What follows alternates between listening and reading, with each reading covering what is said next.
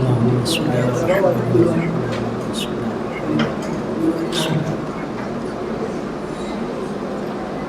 بسم الله الرحمن الرحيم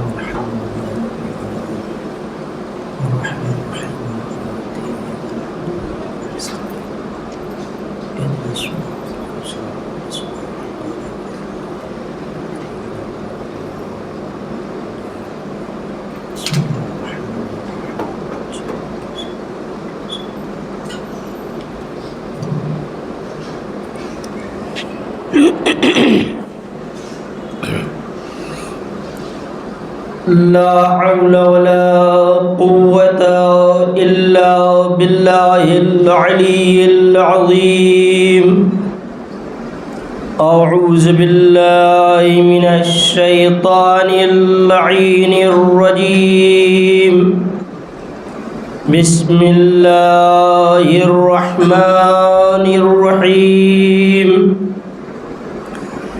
الحمد لله رب العالمين والعاقبة لأهل التقوى واليقين والجنة للمؤمنين والموحدين والنار للعاسين والكافرين الصلاة والسلام على مولانا ومولى الثقلين محبوب رب المشرقين والمغربين أبي القاسم محمد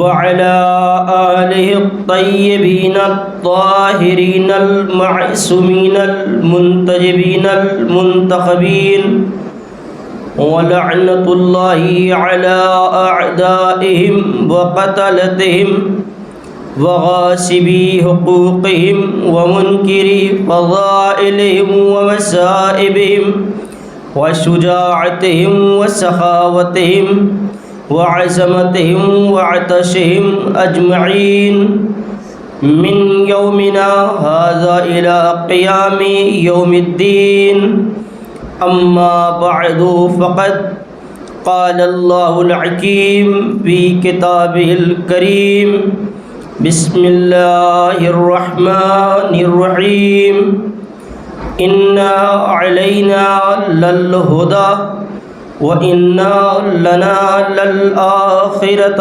وَالْأُولَى صلوات محمد وآل محمد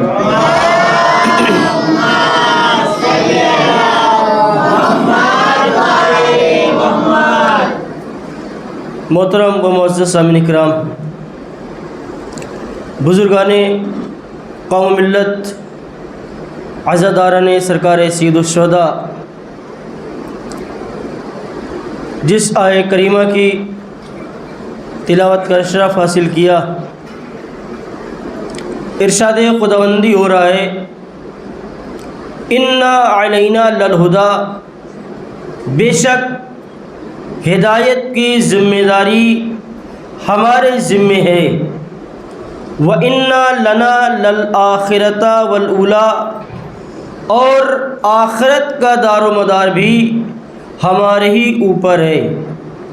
تو عزیزو، دو چیزیں اس آیہ کریمہ کے اندر خداوند عالم نے ہم تک پہنچائی۔ پہلی چیز جو خدا کہہ رہا ہے کہ ہدایت کی ذمہ داری ہماری ہے، یعنی یہ خدا، دیکھیں ہوتا یہ ہے کہ جب کوئی شے زیادہ اہم ہوتی ہے اور زیادہ امپورٹنٹ اگر کوئی چیز ہوا کرتی ہے تو انسان سب سے پہلے اس چیز کو سامنے والے کو بتا دیتا ہے، اور یہ منزل ہدایت کے لیے جو رہبر کا انتخاب کرنا ہے، جو ہادی کا انتخاب کرنا ہے، یہ اتنی اہم منزل ہے، اتنی اہم شے ہے کہ خداوند عالم نے لوگوں کو سب سے پہلے یہ آگاہ کرایا کہ دیکھو ہدایت کی ذمہ داری ہمارے اوپر ہے، ہدایت کے لیے ہم معین کریں گے، ہادی ہم بھیجیں گے۔ اب اگر ہمیں اس جہان میں کہیں اس طرح کا کچھ نظر آئے کہ جہاں پر ہادی خدا کی طرف سے نہ ہو، انسان کی طرف سے ہو، تو فوراً یہ سمجھ لینا کہ یہ ہادی منصوص من اللہ نہیں ہے، لہذا ضلالت اور گمراہی کی طرف جا سکتا ہے۔ اور عزیزو، یہی وجہ ہے کہ جسے انسانوں نے ہادی بنایا وہ یہ کہتا ہوا نظر آیا کہ دیکھو ہم بھی تمہارے جیسے بشر ہیں، ہم بھی تمہارے جیسے انسان ہیں، اگر ہم سے غلطی ہو جائے، اگر ہم بھٹک جائیں، اگر ہم راہ راست سے ہٹ جائیں تو ہمیں راہ راست پر لے آنا، ہمیں سیدھے راستے پر لے آنا۔ لیکن عزیزو، جو خدا کا بھیجا ہوا ہوتا ہے وہ ایسا ہوتا ہے کہ جس کے لیے خود رسول فرماتے ہیں کہ علی مع الحق والحق مع علی، کہ علی اس شخص کا نام ہے کہ جو حق کے ساتھ ہے، حق علی کے ساتھ ہے۔ آخری جملہ اس دعائیہ جملہ جو امام رسول نے فرمایا کہ اللہم ادر الحق حیث دار علی کی بار الہا، حق کو ادھر ادھر موڑنا جدھر جدھر علی مڑے۔ یہ نہیں کہا کہ علی کو ادھر ادھر موڑنا جدھر جدھر حق ملے۔ لہذا عزیزو، یہ بات واضح ہو گئی کہ جو خدا کی طرف سے منصوص من اللہ ہوتا ہے اس کا عالم یہ ہوتا ہے کہ جس کے لیے رسول کہتے ہیں کہ دیکھو اگر تم اپنی حیات میں علی کو ایک راستے پر جاتے ہوئے دیکھنا اور پوری امت کو، پوری کائنات کو الگ راستے پر جاتے ہوئے دیکھنا تو بھی تم یہ تصور نہ کر لینا کہ علی باطل پر ہے، اس لیے کہ علی وہ ہے کہ جس کے لیے ارشاد رسول ہے کہ علی حق کے ساتھ ہے، حق علی کے ساتھ ہے۔ لہذا عزیزو، یہ ہے رسول کہ جس نے ہادی کے لیے، اپنے رہبر کے لیے بیان فرمایا کہ علی اس ذات کا نام ہے کہ جو کبھی ضلالت و گمراہی کے بھنور میں انسان کو یکو تنہا نہیں چھوڑ سکتی، بلکہ علی اس ذات کا نام ہے کہ ضلالت و گمراہی میں پھنسے ہوئے کو راہ راست پر اور روز روشن کی طرح دنیا پر لا کر اسے اس طرح سے بنا دیتی ہے کہ جو علی کی محبت میں اس دنیا سے چلا جائے تو اس کی دنیا بھی خیر ہوتی ہے اور اس کی آخرت بھی خیر ہوتی ہے۔ لیکن عزیزو، اس کے برعکس اگر ہم چلے جائیں، اگر علی کے بغض میں انسان کی حیات نکل جائے، انسان کی روح قفس عنصری سے پرواز کر جائے، تو اس کا برعکس یہ ہے کہ اس کی دنیا بھی برباد ہے، اس کی آخرت بھی برباد ہے۔ لہذا عزیزو، یہ دامن اہل بیت ہے کہ جسے ہمیں پکڑ کر رکھنا ہے، جس کا سہارا ہمیں ہم وقت لیے رہنا ہے، اس لیے کہ یہی اہل بیت وہ ہے کہ جن کے لیے ارشاد ہوتا ہے کہ ما ان تمسکتم بہما لن تضلوا بعدی۔ دیکھو اگر تم اہل بیت سے متمسک رہو گے، اہل بیت کا دامن پکڑے رہو گے، تو یہ وہ ہے کہ جو صرف دنیا ہی میں نہیں بلکہ حوض کوثر پر مجھ سے ملاقات کریں گے۔ عزیزو،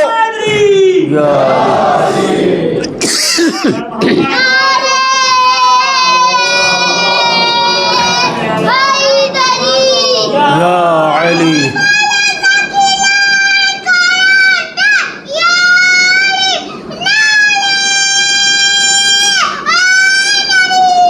یا علی۔ تو عزیزو، آج کی مجلس حضرت امام حسن عسکری علیہ السلام کی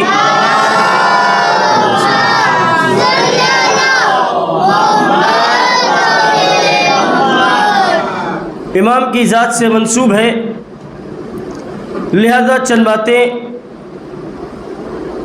امام کے حوالے سے۔ سب سے پہلی چیز کہ امام کا نام حسن ہے اور آپ کا لقب عسکری۔ یہ عسکری جو آپ کا لقب پڑا، اس عسکری کے لقب میں دو وجہ بیان کی جاتی ہیں۔ پہلی وجہ کہ امام جس قبیلے میں، جس محلے میں رہتے تھے، اس محلے کا نام عسکر تھا، لہذا آپ کو عسکری کہہ کر بلایا جانے لگا۔ اور ایک دوسری وجہ جو بیان ہوئی وہ یہ کہ متوکل یا واسق، ان دونوں میں سے کسی کے زمانے کا واقعہ ہے کہ جب اس بادشاہ نے اپنے جاہو حشم کو، اپنے لشکر کو امام کے سامنے پیش کیا، یعنی امام پر اپنی ہیبت طاری کرنا چاہ رہا تھا اپنے لشکر کی کثرت دکھا کر، تو جب اس نے امام کو کثرت لشکر دکھایا تب اس کے بعد تاریخ کہتی ہے کہ امام ایک بلندی پر کھڑے ہوئے اور کھڑے ہونے کے بعد اب اس حاکم سے، اس بادشاہ وقت سے کہتے ہیں کہ دیکھ آسمان کی طرف اپنی نگاہیں بلند کر۔ اب جو اس نے آسمان کی جانب نگاہیں بلند کی تو کیا دیکھتا ہے کہ زمین سے لے کر آسمان تک صرف فوج ہی فوج نظر آ رہی ہے۔ امام نے اسے یہ واضح کر دیا کہ تمہارا کام اپنی جاہو حشم کو دکھا کر، اپنے دبدبے کو دکھا کر، لوگوں پر روب جما کر اس پر حاکم بن جانا ہے، لیکن ہم اہل بیت کا کام یہ ہے کہ ہم ان کے دلوں پر حکومت کیا کرتے ہیں۔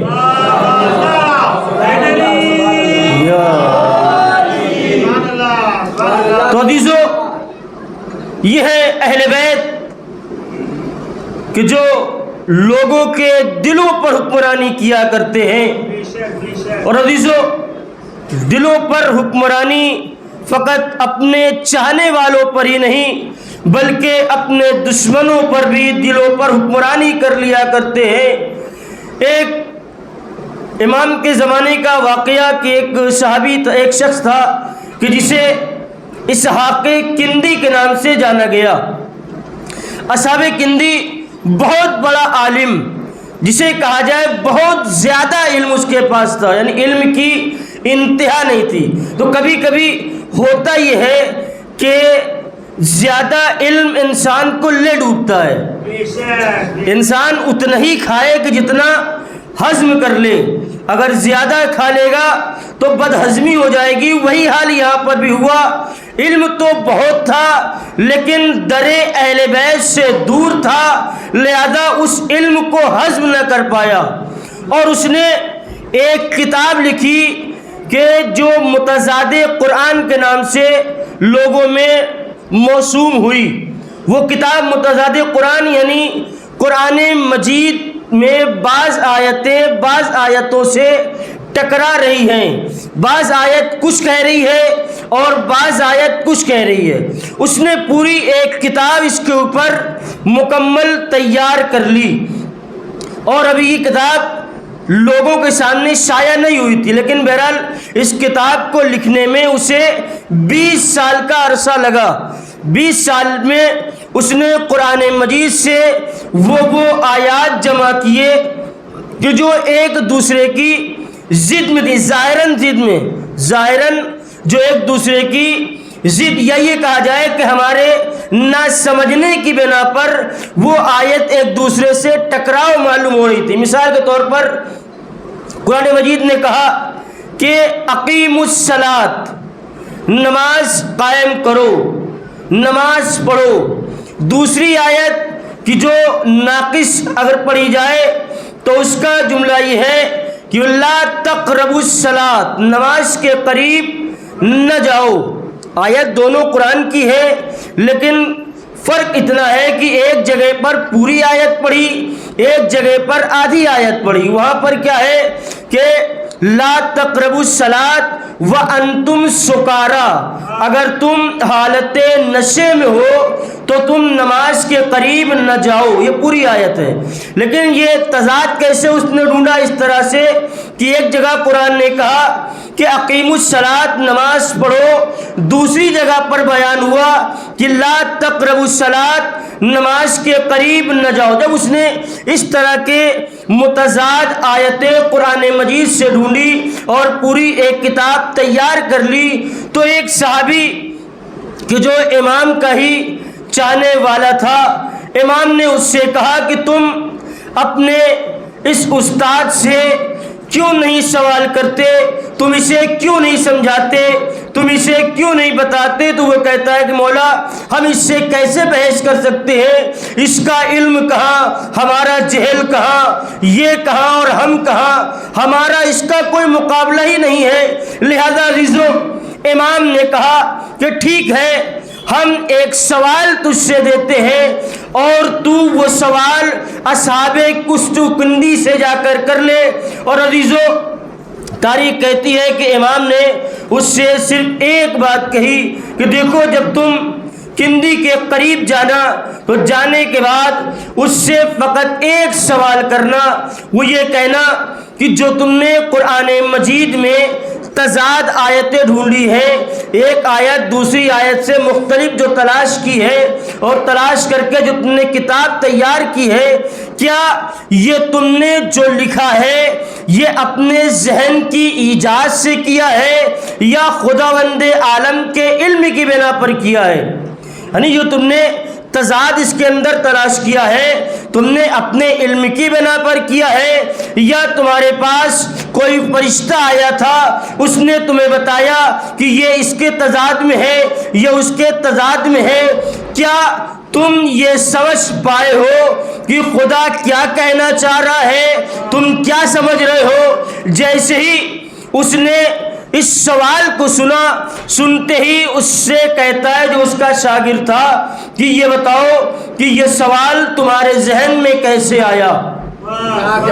تو عزیزو، وہ فوراً کہتا ہے کہ یہ سوال ہمارے ذہن کی پیداوار ہے، کیونکہ خود پہلے امام نے منع کر دیا تھا کہ وہاں جا کر یہ نہ بتانا کہ ہم نے سوال کیا ہے۔ تو وہ کہتا ہے کہ یہ سوال ہمارے ذہن کی ایجاد ہے، ایسے ہی ہمارے ذہن میں یہ سوال پیدا ہوا اور ہم نے تجھ سے یہ سوال کر لیا۔ تو وہ کندی کہتا ہے کہ یہ ہو نہیں سکتا، اس لیے کہ میں تجھے اتنے عرصے سے پڑھا رہا ہوں، میں بھی تیرے ذہن کا خالق سمجھ لو، ہم بھی تیرے ذہن کے عالم ہیں، ہم بھی تیرے ذہن کو پڑھ سکتے ہیں، تیرا ذہن ایسے سوال پیدا ہی نہیں کر سکتا۔ تو عزیزو، اب وہ یہ کہتا ہے کہ ہاں، یہ سوال ہمارے ذہن کی ایجاد نہیں ہے، بلکہ ہم سے امام عسکری نے یہ سوال کرایا ہے۔ جیسے ہی اس نے یہ سنا کہ امام عسکری نے یہ سوال کروایا ہے تو عزیزو، وہ ہے دشمن، لیکن اس کے دل و دماغ میں یہ بات اس طرح سے بیٹھ گئی کہ تاریخ دو طرح کی روایت یہاں پر ملتی ہے۔ ایک یہ کہ اس نے اپنے پورے ذخیرے کو آگ لگا دیا، نظر آتش کر دیا، اور دوسری یہ کہ وہ اس اپنی کتاب کو ایک کنویں میں لے کر کود گیا اور وہاں پر اسے برباد کر دیا۔ یہ دونوں چیزیں روایت میں ملتی ہے کہ دو طرح سے۔ بہرحال کہنے کا مطلب یہ ہے کہ اس نے جو 20 سالہ اس کا ذخیرہ تھا، اپنے اس ذخیرے کو فقط ایک قول امام کی بنیاد پر ضائع کر دیا، برباد کر دیا، اور یہ کہتا ہوا نظر آیا کہ یہ سوال کسی عام انسان کا سوال نہیں ہو سکتا، یہ سوال اسی کا ہو سکتا ہے کہ جو عالم یدلی ہو۔ ایک صلوات پڑھیں محمد و آل محمد۔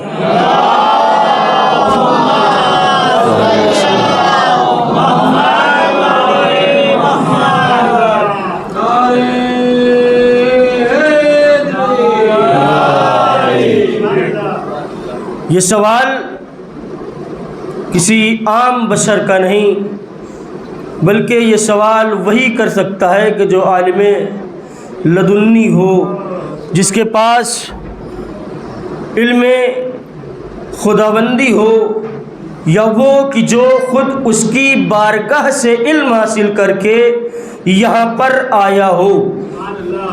تو عزیزو، اگر علم امام کا مظاہرہ کرنا ہے تو علم امام کا مظاہرہ اس انداز سے کیا جا سکتا ہے کہ ایک شخص کہ اس نے امام کی خدمت میں ایک خط تحریر کیا، اور اس خط میں اس نے یہ لکھا کہ مولا یہ بتائیے کہ جب آپ کا فرزند ظہور کرے گا تو وہ حکومت کس انداز سے کریں گے؟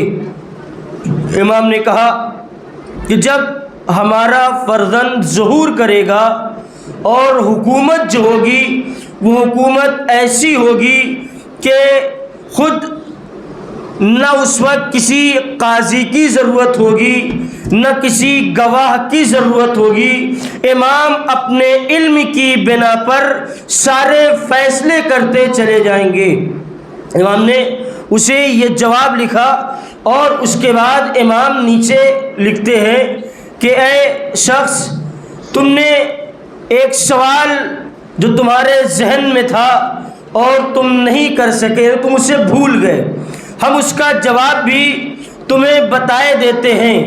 یعنی اس نے سوال نہیں کیا ہے، امام کہہ رہے ہیں کہ تمہارے ذہن میں یہ سوال تھا، تم یہ سوال کرنا بھول گئے، لہذا ہم اس کا جواب بھی اس کے ساتھ تمہیں عنایت کیے دیتے ہیں۔ اور تمہارا وہ سوال بخار کے متعلق تھا کہ اگر بخار انسان کے اوپر طاری ہو جائے تو اس بخار کو اتارنے کے لیے ہمیں کیا عمل کرنا چاہیے؟ تو امام نے فرمایا کہ اگر بخار تمہارے اوپر طاری ہو گیا ہے تو تم یا نارو کونی بردوں و سلامن علی ابراہیم، اس آیہ کریمہ کو کسی کاغذ پر لکھ لو، اور لکھنے کے بعد اس آیہ کریمہ کو اپنے گلے میں ڈال لو، انشاءاللہ تمہیں شفا نصیب ہوگی۔ تو عزیزو،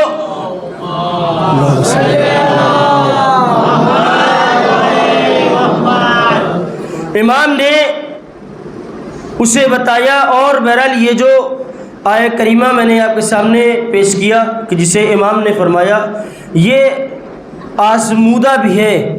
بہرحال جب امام کی زبان سے نکلا ہوا جملہ ہے تو اب اس میں کسی طرح کا کوئی شک نہیں ہے، لہذا اگر کسی کو بھی اس طرح کے کوئی مرض لاحق ہو تو وہ اس عمل کو انجام دے کر اپنے بخار کو برطرف کر سکتا ہے، لیکن شرط جو ہے وہ شرط عقیدے کا مضبوط ہونا۔ اگر ہمارا عقیدہ اس چیز پر نہیں ہوگا تو ہمارے اوپر وہ آیہ کریمہ اثر انداز نہیں ہو سکتی۔ اور عزیزو، فقط یہیں پر نہیں بلکہ یہ تو ایک محب کا واقعہ تھا کہ جو امام کا چاہنے والا تھا، اس نے امام کو یہ خط لکھا۔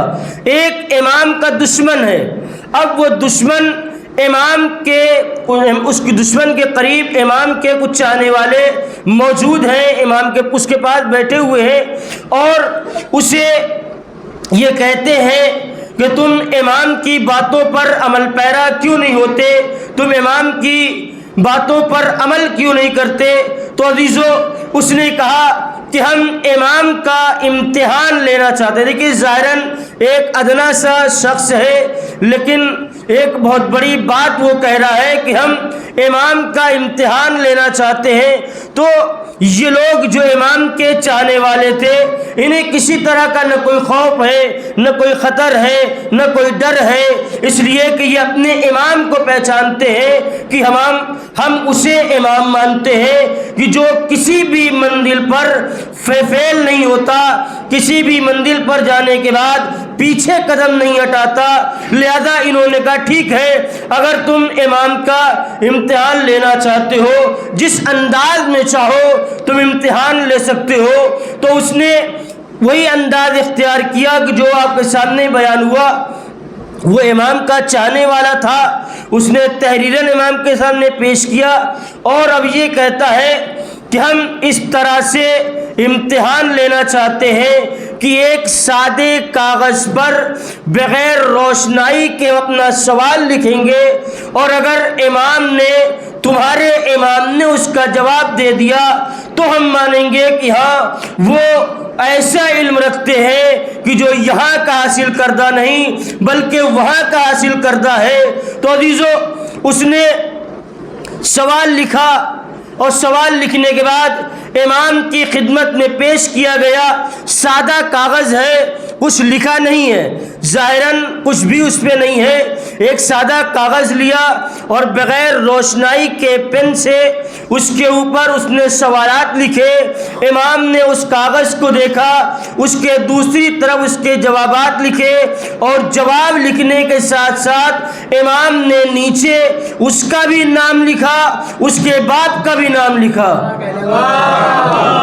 جب اس نے اس چیز کو دیکھا کہ ہم تو فقط یہ سمجھ رہے تھے کہ ظاہراً جو چیز نظر نہیں آ رہی ہے یہ اس کا جواب کیسے دیں گے, ان کے پاس تو اتنا علم ہے کہ یہ نسلوں تک کا علم رکھتے ہیں. اور عزیزو, جیسے ہی امام کے اس نے اس نام کو پڑھا, پڑھنے کے بعد امام کے اوپر فدا ہو گیا اور امام کے دین پر کلمہ پڑھ کر مسلمان ہو گیا. ایک صلوات پڑھے محمد و آل محمد.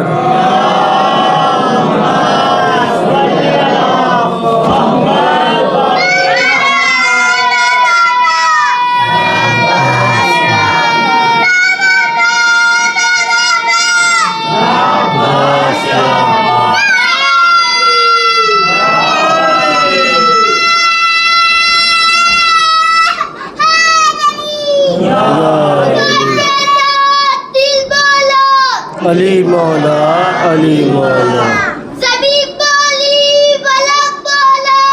علی مولا, علی مولا, ستارہ ٹوٹ کر بولا, علی مولا, علی مولا, فرشتے آواز پر بولے, علی مولا, علی مولا, بجات آواز پر بولے, علی مولا, علی مولا, لگے جب دری نارو, علی مولا, علی مولا.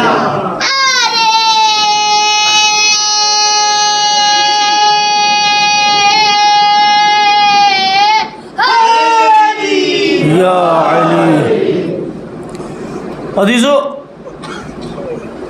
امام ایک مقام پر کھڑے ہوئے ہیں, علم امام کی گفتگو ہے, لہذا یہ واقعہ بھی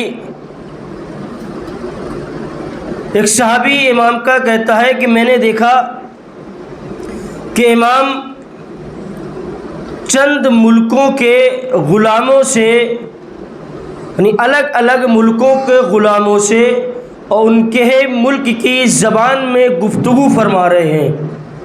جب اس نے دیکھا تو اسے حیرت ہوئی, تعجب ہوا کہ امام عرب میں ہیں اور امام عرب کے علاوہ دیگر زبانیں, مثلا ہندوستان کا غلام اس سے بھی باتیں کر رہے ہیں اس کی زبان میں, ایران کا غلام اس سے اس کی زبان میں, اس طرح سے مختلف ملکوں کے غلام تھے اور امام ہر غلام سے اس کی زبان میں کلام کر رہے تھے. جب وہ غلام چلے گئے تو وہ کہتے کہ ہم امام کے پاس گئے اور جانے کے بعد ہم نے امام سے کہا کہ مولا آپ تو کسی ملک میں گئے نہیں, آپ نے تو کہیں تعلیم حاصل کیا نہیں, تو یہ کس طرح سے آپ سارے علوم کو, ساری زبانوں کو جانتے ہیں؟ تو امام نے کہا کہ یاد رکھو جو خدا کا ہادی ہوتا ہے اسے علم اولین بھی ہوتا ہے, علم آخرین بھی ہوتا ہے, اور دنیا کی ہر زبان فقط جانتا نہیں ہے بلکہ دنیا کی ہر زبان پر عبور رکھتا ہے. یعنی اس طرح سے زبان کو بولتا ہے کہ خود صاحب زبان بھی چکرا جائے کہ ہم صحیح بول رہے ہیں یا خود یہ صحیح بول رہے ہیں۔ عزیزو، بہت سے واقعات معصومین کے اس طرح کے ملتے ہیں کہ آپ نے مختلف الگ الگ ملکوں کے سفیروں سے یا عبادت گزاروں سے ہم کلام ہوئے۔ ایک صلوات پر محمد علی محمد۔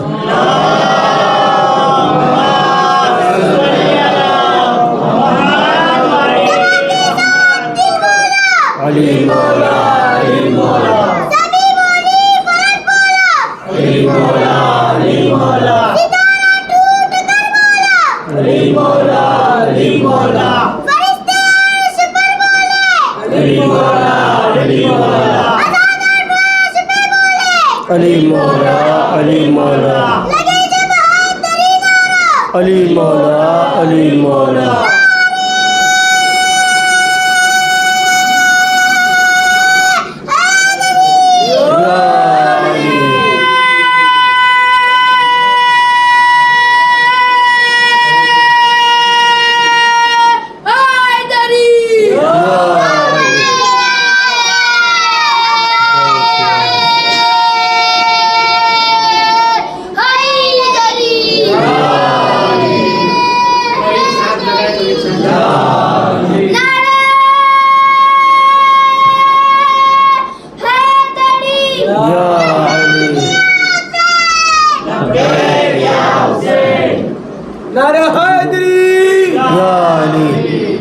ابھی امام کا ابھی کمسنی کا عالم ہے، اس کمسنی کے عالم میں امام ایک چوراہے پر کھڑے ہیں اور بچے اپنے کھیل میں مصروف ہیں۔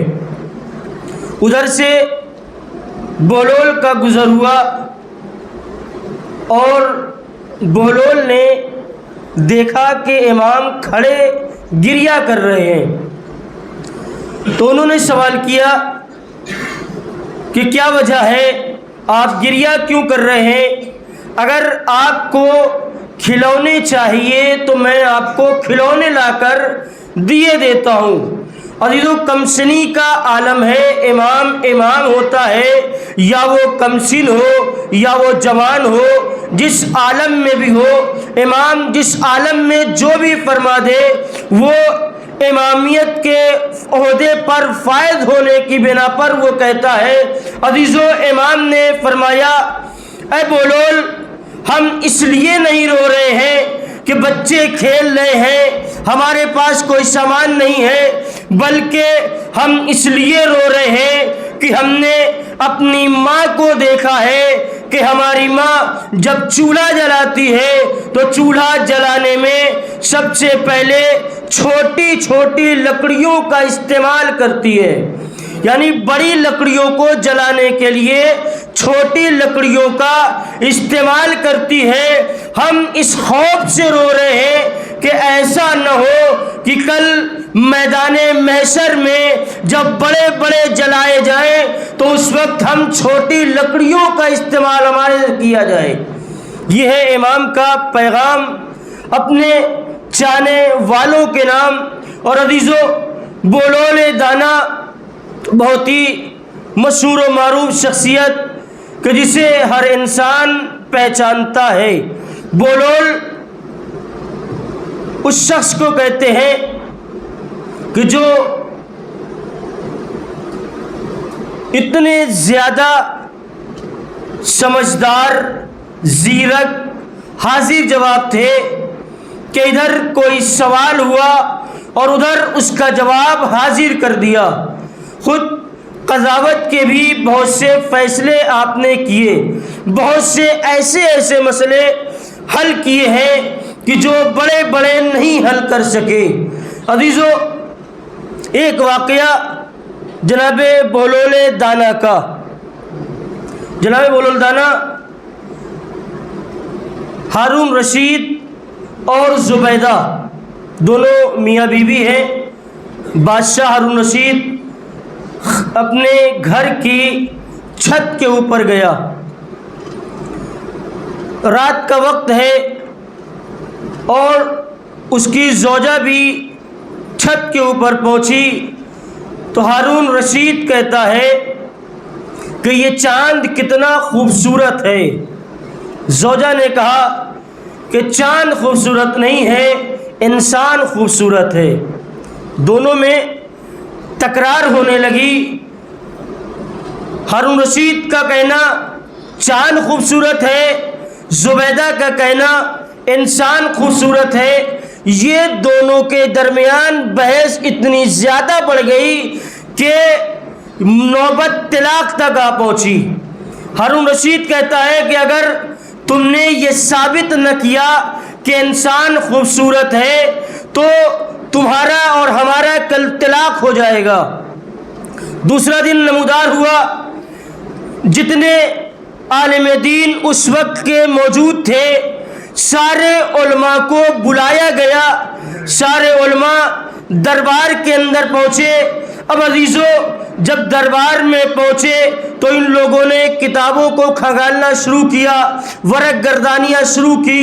صبح سے دوپہر آ گئی صرف اس چیز کی تحقیق کے لیے کہ انسان خوبصورت ہے یا چاند خوبصورت ہے، لیکن ابھی کوئی فیصلہ نہ ہوا کہ انسان خوبصورت ہے یا چاند خوبصورت ہے۔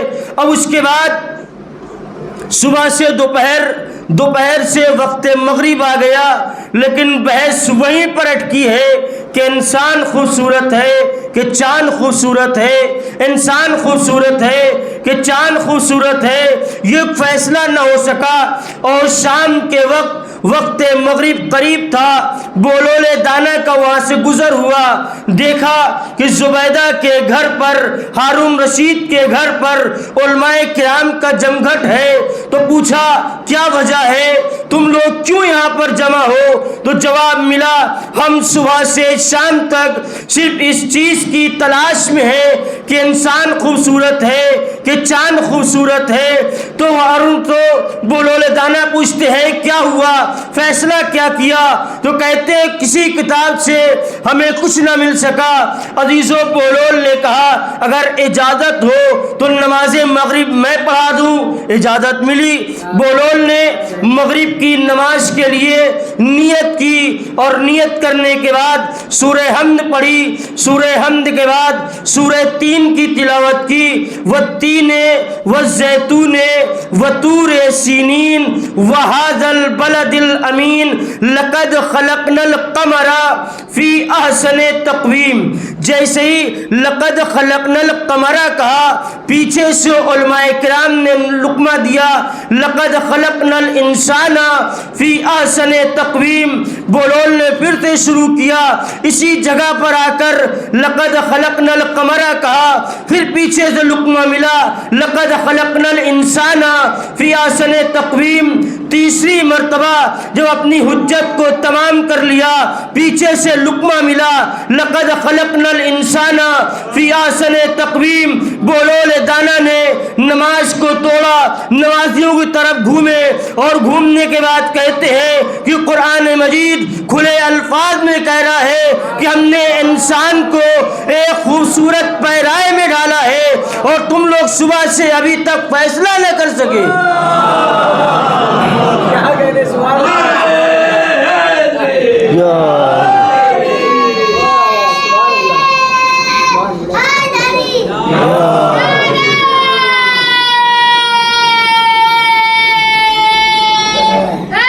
تیار ہو گیا تابوت پوچھیں تیار ہے؟ ایک اور صلوات علی محمد۔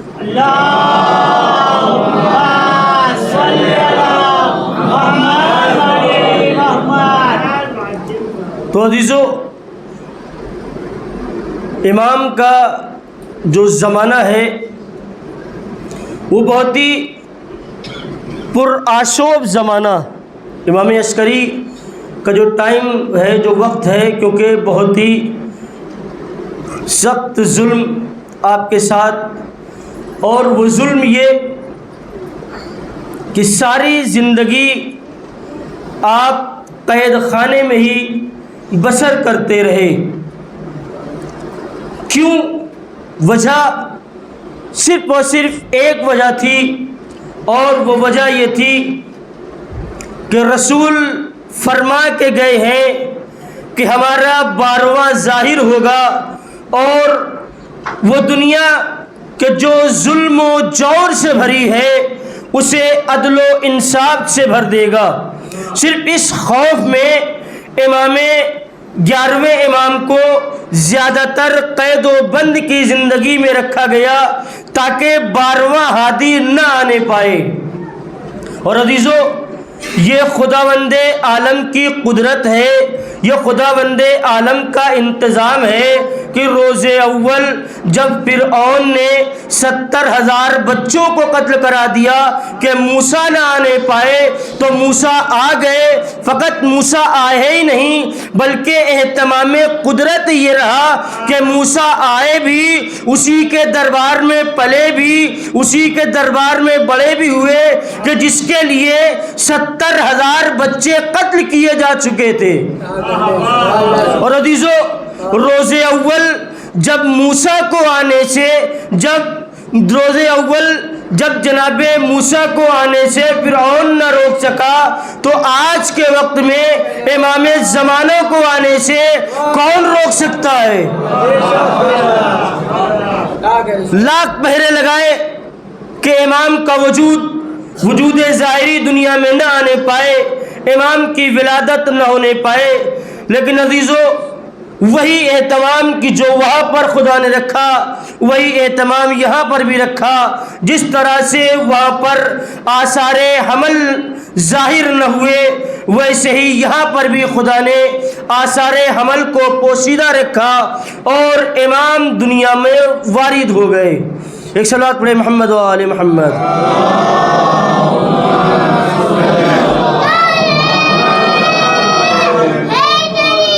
یا علی یا علی یا علی۔ امام کے دور بہت پرآشوب زمانہ جو امام نے گزارا، دیگر ائمہ کے مقابلے میں اگر دیکھا جائے تو اتنا پرآشوب زمانہ امام کا ہے کہ گھر کے باہر امام کے ہمہ وقت پہرا لگا ہوا ہے کہ کوئی آنے نہ پائے۔ جس طرح سے اس دور میں موسیٰ نے پہرا لگوا دیا تھا کہ کوئی بچہ نہ آنے پائے، اسی طریقے سے۔ اور عزیزو، صرف 6 سال کا ہی امام کا سن ہے کہ اس 6 سالہ سن میں امام کو اپنا وطن ترک کرنا پڑا۔ بس عزیزو، امام 6 سال کی عمر میں اپنے وطن کو چھوڑ کر، اور تاریخ کہتی ہے، آپ کے ایک صحابی ہیں بیان کرتے ہیں کہ جب امام کا وقت آخر آیا اور آخری وقت میں زہر امام کے اوپر پوری طرح سے اثر انداز ہونے لگا، امام کو کئی مرتبہ زہر دیا گیا، لیکن اس بار جو امام کو زہر دیا گیا وہ کچھ زیادہ قوی زہر تھا اور امام کی حالت متغیر ہونے لگی۔ اب تاریخ یہ کہتی ہے کہ جب امام کا آخری وقت آیا تو امام نے پانی مانگا وضو کرنے کے لیے، پانی ملا، آپ نے عبادت خداوندی کو انجام دیا۔ نماز پڑھنے کے بعد اب امام بستر استراحت پر آئے، اور بستر پر جب آئے ہیں تو آپ کو پیاس کا غلبہ ہوا، امام نے پانی مانگا پینے کے لیے، پانی آپ کو کاسا دیا گیا، لیکن ہاتھ میں اس طرح کی کپ کپی تھی کہ امام پانی کو پی نہ سکے۔ میں کہوں گا مولا خوش نصیب کہ آپ کو پانی تو ملا لیکن کربلا کے میدان میں بچے الاتش کی صدائیں بلند کر رہے ہیں، لیکن کوئی پانی دینے والا نہیں۔ اجرکم الزہرا عزیزو، امام کا غسل و کفن ہوا۔ امام کا غسل و کفن کے بعد امام زمانہ باعجاز تشریف لائے امام کی نماز جنازہ کے لیے۔ امام کی نماز جنازہ کے لیے جیسے ہی تشریف لائے، کیا دیکھا کہ چچا نماز کے لیے آمادہ ہے۔ چچا کو پیچھے کیا اور کہا چچا نماز کا حق ہمارا ہے، اس لیے کہ امام کی نماز امام ہی ادا کرا سکتا ہے۔ ہاں عزیزو، امام نے نماز کو ادا کرایا۔ ادا کرانے کے بعد اب امام وہاں سے غائب ہو گئے۔ میں کہوں گا مولا امام زمانہ، کم سے کم آپ اپنے والد کے جنازے تک پہنچ گئے، آپ نے اپنے باپ کی نماز جنازہ ادا کی، لیکن ہاں ایک بیٹا اور ہے کہ جو اپنے باپ کے پاس ہے تو لیکن اتنا قریب نہیں، اتنا مجبور ہے کہ ہاتھوں میں ہتھکڑیاں ہے، پیروں میں بیڑیاں ہے، گلے میں خاردار توق ہے۔ اجرکم الزہرا، خدا آپ کو کوئی غم نہ دے سوائے غم مظلوم کربلا کے۔ عزیزو، ایام عزا کا آخری دن آنے والا ہے، آخری شب ہے یہ۔ عزیزو، ہمیں اپنے آپ کو امام کے پرسہ دینا ہے، امام زمانہ کو بھی پرسہ دینا ہے اور جدہ جناب سیدہ کو بھی پرسہ دینا ہے، دو معصوم کو پرسہ دینا ہے۔ امام زمانہ کو جناب حسن عسکری کا پرسہ، امام جناب زین جناب فاطمۃ الزہرا کو آپ کے فرزند کا پرسہ پیش کرنا ہے۔ حدیث و تاریخ کہتی ہے کہ وقت آخر امام کو زہر دیا گیا، امام دنیا سے رحلت فرما گئے۔ 8 ربیع الاول قریب آ گئی۔ عزیزو، جب 8 ربیع الاول قریب آئی، تاریخ کہتی ہے کہ یہ اسیروں کا قافلہ جب مدینے سے قریب پہنچا، مدینے کی سرحد پر ہی پہنچا تھا کہ جناب زینب نے امام سجاد کو بلایا اور بلانے کے بعد کہتی ہے اے بیٹا سجاد، ہم مدینے میں ایسے نہ جائیں گے، پہلے مدینے میں سنوا دو، مدینے والوں کو اطلاع کر دو کہ ہم واپس آ گئے ہیں۔ بشیر ابن جزلم کو بلایا، بشیر آئے اور بشیر سے کہا بشیر جا کر کے مدینے میں سنا دو۔ عزیزو، تاریخ کہتی ہے کہ بشیر مدینے میں محلہ قمر بنی ہاشم میں جب پہنچے تو پہنچنے کے بعد کہتے ہیں مدینہ تو جدنا لا تقبلینا۔ جناب زینب کا مصرع ہے کہ اے مدینہ، یہ مدینہ رہنے کے قابل نہیں، اس لیے کہ جب ہم یہاں سے گئے تھے تو ہماری گودیاں آباد تھی، جب ہم یہاں سے گئے تھے ہمارے والی و وارث تھے، لیکن جب ہم واپس آ رہے ہیں ہماری گودیاں آباد نہیں ہے، ہمارے والی و وارث موجود نہیں ہے۔ اجرکم الزہرا، خدا آپ کو کوئی غم نہ دے سوائے غم مظلوم کربلا کے۔ حدیث و تاریخ کہتی ہے کہ جناب زینب نے کہا اے بیٹا سجاد، یہ مدینے والوں سے کہہ دو کہ ہم سب سے پہلے اپنے نانا کی قبر پر جائیں گے، لہذا یہ لوگ یہاں سے چلے جائیں۔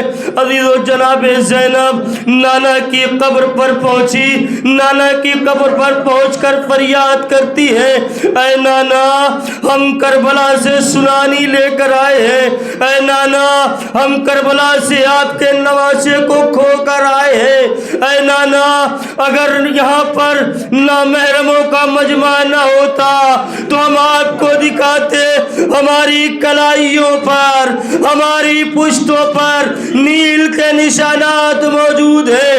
اجرکم الزہرا، عزیزو، جناب زینب ماں کی لحد پر پہنچتی ہے، ماں کی لحد پر پہنچ کر کہتی اماں آپ تو ہر مقام پر ہمارے ساتھ تھی، اماں کربلا میں آپ تھی، اماں راہ شام میں آپ تھی۔ عزیزو، جناب زینب نے خون بھرا جناب امام حسین کا کرتا جناب فاطمۃ الزہرا کی لحد پر رکھا، کرتے کا لحد پر رکھنا تھا کہ لحد کو زلزلے آنے لگے، جناب زہرا کی قبر جنبش کھانے لگی۔ جناب زہرا سے جناب زینب کہتی ہے اے اماں، آپ نے فقط اپنے بیٹے کے کرتے کو برداشت نہ کیا، ہم نے کربلا کے میدان میں اپنے بھیا کے سر و تن میں جدائی دیکھی۔ اسی عالم الذین ظلموا ای منقلب ینقلب۔